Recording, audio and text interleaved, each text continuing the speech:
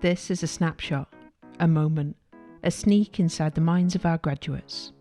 This is Season 1, Class of 2020. My name is Marco Jack. Happy to be here. I'm from Macau, China, and I studied business at University of Edinburgh, specializing in innovation and entrepreneurship. I actually transferred from San Francisco into University of Edinburgh into my second year there, and that time I had the opportunity to become the uh, personal development division leader within the entrepreneurship society. And every week, I would present some new ideas that I've learned from just my own readings and from YouTube. And at that time is actually also my lowest point in my life. I felt very lonely, but I was very lucky to actually meet two life coaches that helped me in my journey. I realized that personal development is something that I really resonated with, and so I actually decided to applied for a gap year, which the business school approved, and I'm very grateful for them giving me that chance and opportunity and trust, not to like travel, but like really work on myself and my business, and so that's how it kind of started. Actually, from Edinburgh, that seed that was planted there.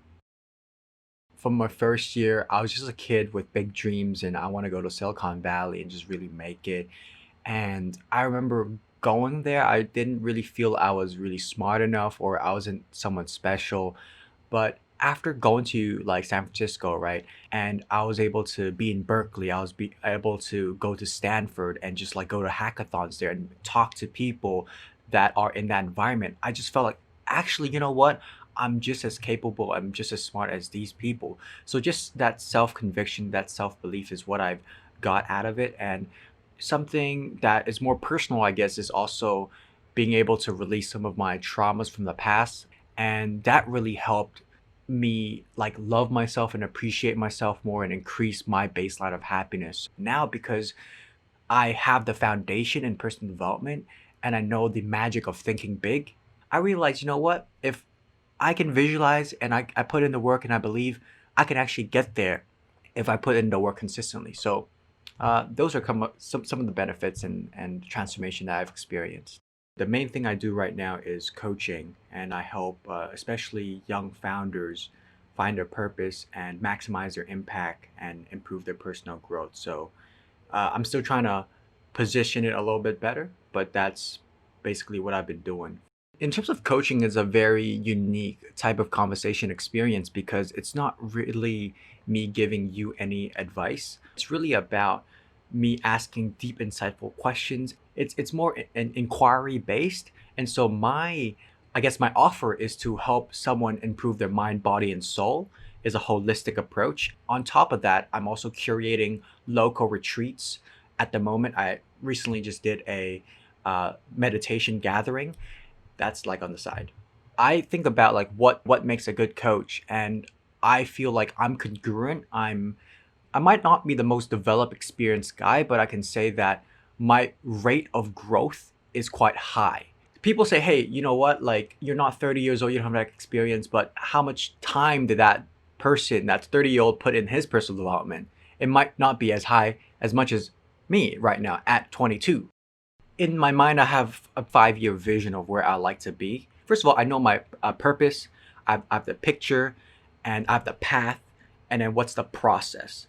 And so my process is just keep working on my personal growth and keep growing. But on practically right now, because I run DV by myself, what's really going to elevate me to the next level is to find a co-founder as well as a mentor that has done what I've want to achieve, and that person can really show me the insider's view of like, okay, what's the mentality that I need to equip. So and on the side, right now, what I have that are really value and is really working is my mastermind. And so this is a group of guys, all have their own businesses, 20 something years old. One's from South Africa, one's from Kenya, one's from Sweden, and one's from UK. And every Saturday, we'll jump on a Skype call and we'll talk about life, personal growth, business. And that keeps me accountable. And that's my source of inspiration. So I'll keep nurturing that, and I'm sure we as a collective are able to reach our goals in the next 5 years. I just want to be raw and honest that I don't have everything figured out, right? Like every day, I think, especially in these times, people are kind of, I think the biggest battle is the battle within. It's the battle of our doubt, our negativity, our fears. One mantra that has been sticking with me is it's possible. It's so simple but effective. Like whatever you are thinking about, like there's two sides of it, right? You can doubt yourself, you can like bash it down and say, you know what, it's not even possible. Let's not, why even try, right? But it's always kind of you battling yourself. It's always you kind of brainwashing yourself in a way, right? There's so many voices in your mind. So which voice would you choose to listen to and operate on is something that I want to be more conscious of, and I have been conscious of. Actually, starting my journey, Divikati, it hasn't been easy starting this business because in the back of my mind, it's like, oh, you know what? I'll just post a couple ads and post a couple videos and things will be all right and I'll be in flow. I think everything happens for a reason, and right now, because of that, I'm getting stronger, and because I've worked on myself, now I also feel less pressure to succeed right away and just kind of enjoy the process, like enjoy the beauty of life sometime. So I think I just want to say, although I'm someone that works on myself so much, I still have these very negative thoughts. I think it's super normal to have them, and just kind of take our time to be with ourselves and to heal, and through that process, like our baseline of happiness would be better. We also ask our graduates to share a place, somewhere special, somewhere we can get together when all this is finished. So this place hasn't been invented yet, but it's somewhere that I want to create, and this is a private island that I want to bring everyone to. And in this private island, there's gonna be beautiful beaches, nature, trees, nice breezy weather, and there's gonna be Wi-Fi there, so we'll all be connected. And what this island has is these automated machineries that allows us to not have to worry about food and shelter and our first layer of Maslow hierarchy needs. And so what that does is it allows us to have the free time, and we can really focus and hone in on whatever we want to do.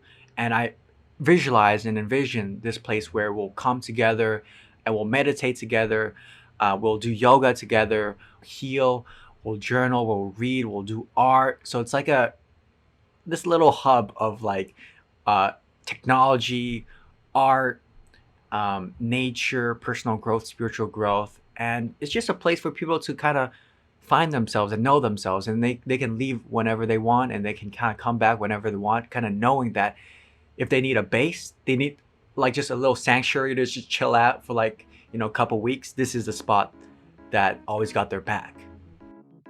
Thank you for listening. Join us next time for another graduate and another story.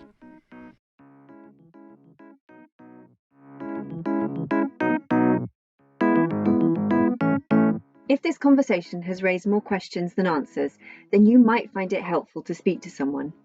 An appointment with a careers consultant can be a great way to get some answers. Simply log on to My Career Hub to make an appointment. And don't forget that you can still use everything on offer from the Careers Service as a recent graduate.